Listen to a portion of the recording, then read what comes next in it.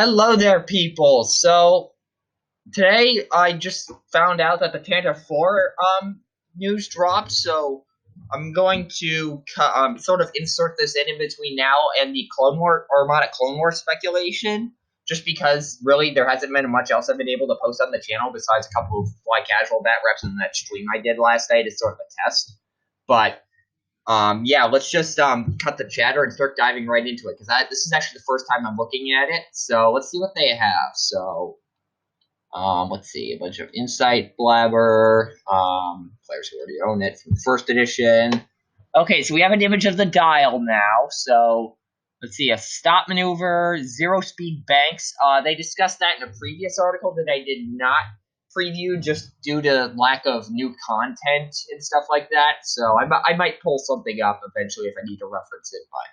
But let's see, speed 1 banks and straight, speed 2 banks and straight, speed 3, speed 4. Okay, so this can go. Okay, this is going all interesting. So I'm still in the mindset of first edition huge ships. I will eventually adapt, but just seeing like the zero speed bank just to have more positioning options instead of having turret arcs definitely is a nice tactical change, or change from a tactical gameplay perspective, just because it requires a bit more planning ahead, which it should with these kind of ships.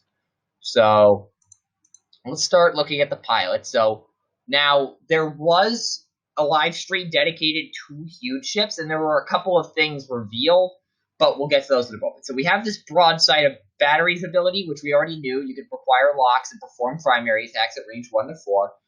It has a 4-die primary out of the side arcs, 0 agility, 18 hull, 7 regenerating shields. Yeah, these things regenerate, so you better hope to God you have a bunch of plasma torpedoes on hand, otherwise it's going to be a problem. And then 7 energy that regenerate. I don't remember everything about the energy mechanic. The things I do remember is you can spend it for various things, and instead of taking stress, if you have energy, you have to lose energy. So, at least that's what I remember. I could be wrong. Correct me in the comments if I am. So, we have that. For the actions, we have Focus, Target Lock, Reinforce, Red Coordinate, and a White Jam. So, a pretty decent action bar there. The Red Coordinate kind of sucks, but you're flying this at Epic. Tactical Officer's only 6 points. Just fly with Tactical Officer. Come on. This 2 times thing means actually that it gets to perform 2 actions each round, which is really cool, and it makes sense for this kind of stuff because there's more crew to do more things.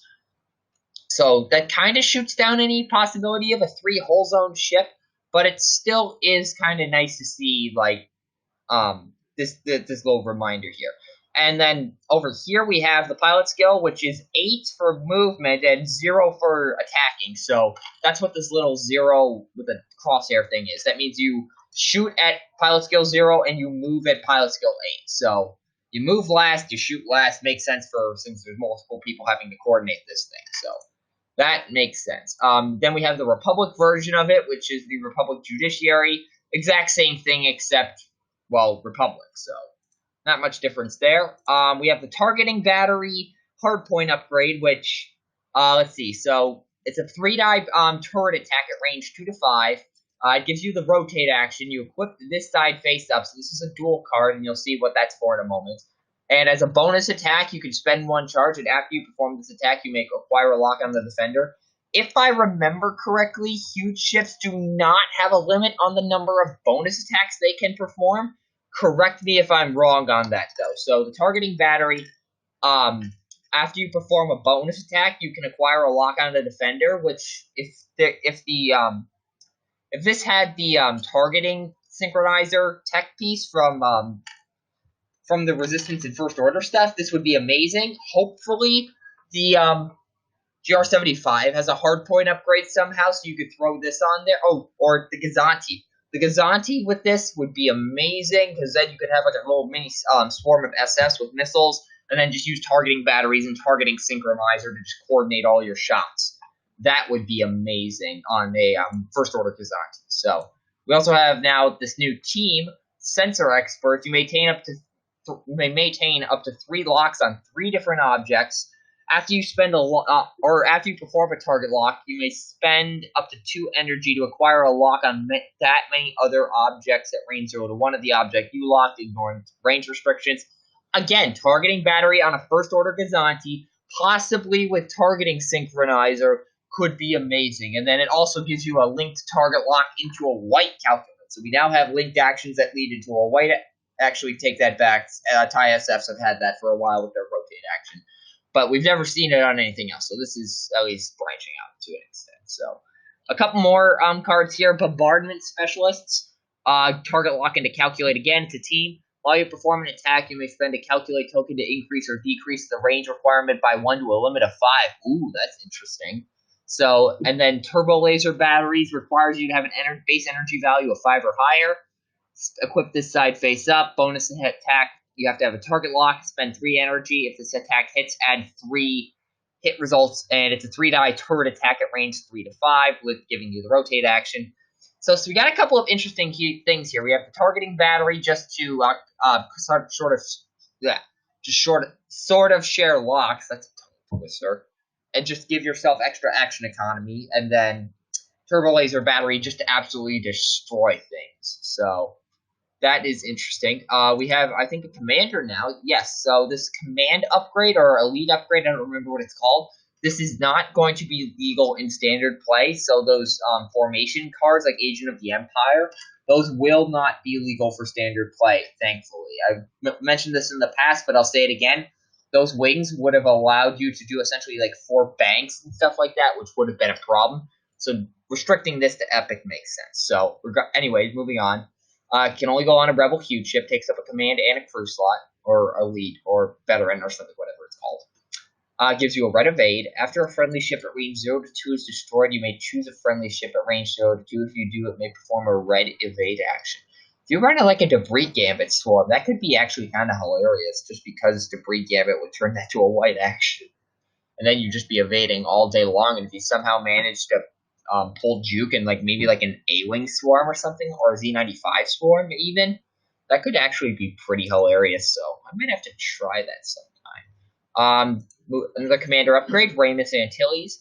After you are destroyed, each friendly ship at range 0 to 1 gains 1 focus token. After you are destroyed, you are not removed until the end of the end phase. Okay, so first edition Fel's Wrath coming back there a little bit. And after you're destroyed, okay, so basically it sort of gives your other friendly ships a temporary like 40k or like 7th edition 40k or Horus Heresy style Zealot effect. Or like Death Zealot, because for those not familiar, there are a couple of things in 40k that when a unit dies, they give another unit a special role called Zealot, which I don't remember what that does.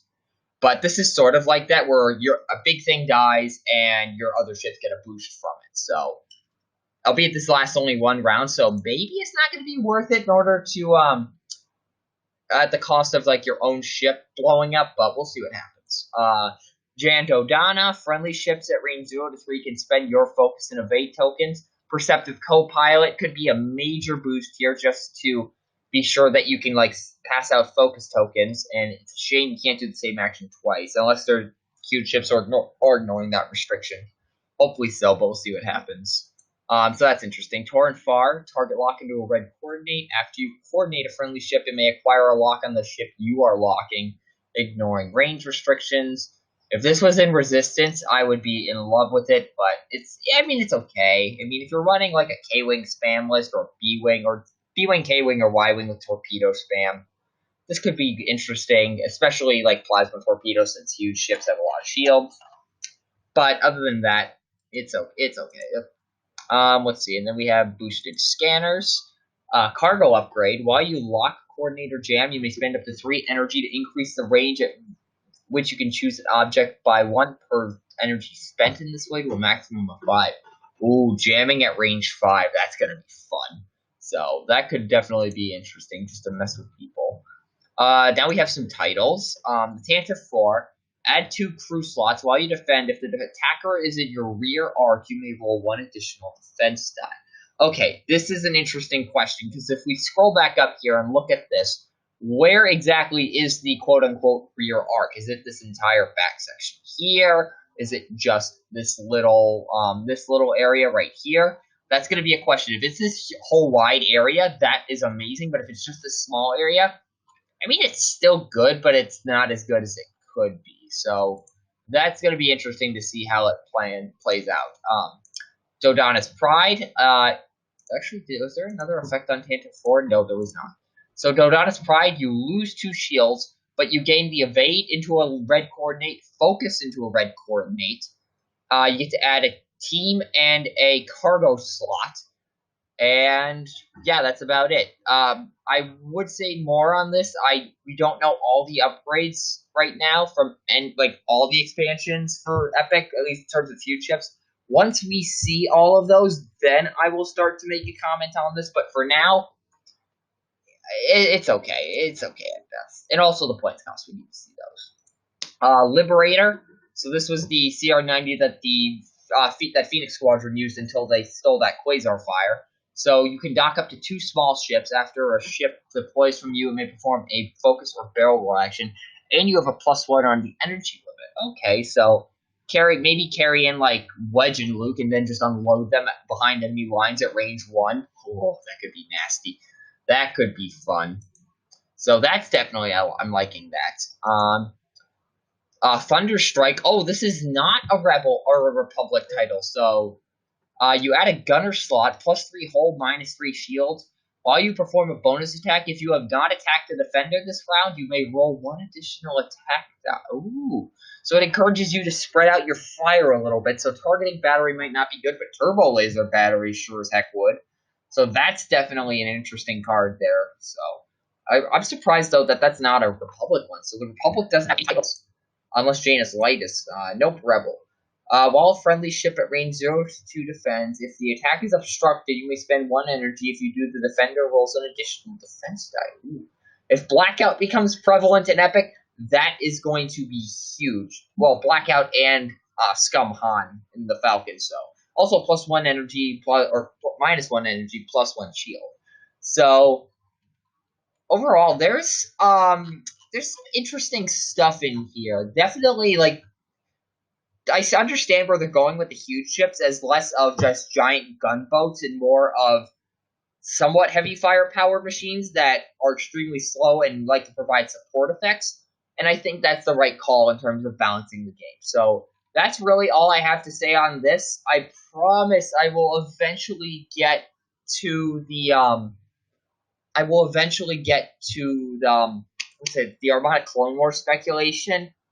But I've had a couple of delays with it. I've had some things in my schedule that have been taking up my time. I promise that I'll get it out by at least the second week of October. So please just hold out on some patience here and just hold out with me here. I promise it's coming. So that went on a little longer than I should have let it. But that's really all I've got to say about this. Armada Clone Wars speculation is coming. I'll try to get more battle reports out here. I'll try to live stream a bit more just for the fun of it. And we'll try to get some other games on the channel as well. So hopefully you enjoyed listening to me blabber on about this. And that will do it for this video.